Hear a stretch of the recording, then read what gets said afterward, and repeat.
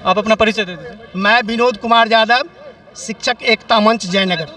आज जो जुलूस निकाले हैं वो क्यों निकाले हैं और सरकार से क्या मांग है आप लोगों की? सरकार से मेरी मांग है कि आपने जो सक्षमता परीक्षा का जो रूल लाए हैं उसको वापस लीजिए। बिना सक्षमता लिए हम लोगों का राजकर्मी का दर्जा दें।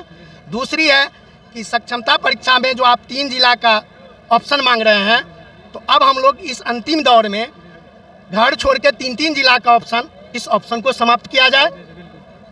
यही हम लोगों का मुख्य मांग है। आज जो ये जुलूस निकल रहा है वो टाउन फील्ड से कहाँ तक जाएगा ये जुलूस? ये हमारे जिला संयोजक जहाँ तक ले जाए, टाउन क्लब से हम लोग प्रखंड से हैं जी, ये जिला संयोजक की आदेशानुसार हम लोग चलेंगे। अभी जितने शिक्षक यहाँ इस ग्राउंड में मौजूद है, लग रहा है जो इनके सारे जितने बच्चे होंगे वो एग्जाम देने का उन लोगों का उम्र है, पर आप लोगों को परेशान किया जा रहा है, इस पे क्या कहना चाहेंगे? सरकार, इस पर हम लोगों को एक ही कहना है कि जिस तरह सरकार हमेशा अलट पलट करते हैं कुर्सी का, कभी बीजेपी के साथ, कभी आरजेडी के साथ, कभी उसके साथ, इसी प्रकार लोकतंत्र की धज्जियां उड़ा रही है। उसमें कहीं दुमत नहीं है।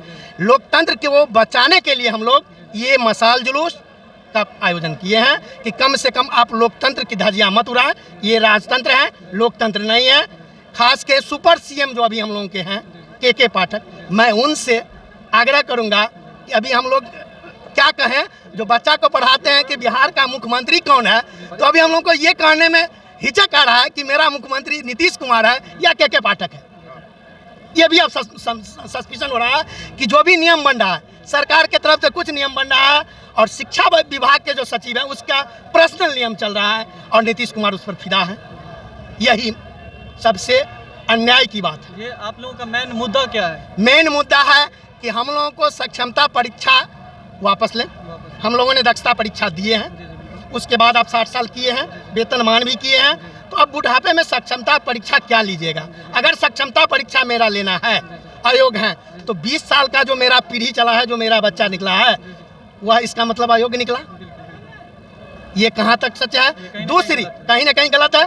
दूसरी बात है कि आप सक्षमता परीक्षा के साथ साथ आप कहते हैं कि जो 3 बार में पास करेंगे उसको रहने देंगे, अन्यथा निकाल देंगे।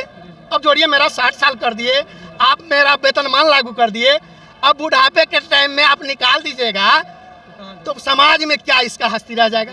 एक मास्टर साहब, परिवार कैसे चलेगा? मेरा सारा जिंदगी तो आपने बेकार कर दिया। जो 20 साल में कुछ तैयारी करते, कुछ वैकेंसी निकलता, उसमें हम लोग जाते, तो उस समय हुआ नहीं, हम लोग टीचर बन गए, हम लोगों को एक खुशी हुआ और हम लोग बच्चे को मन से पढ़ाने लगे। तो एक उस समय से शिक्षा दे रहे हैं, बच्चों को पढ़ाई करवा रहे हैं, जिस समय में, जिस दौर में वेतन भी उतना नहीं था।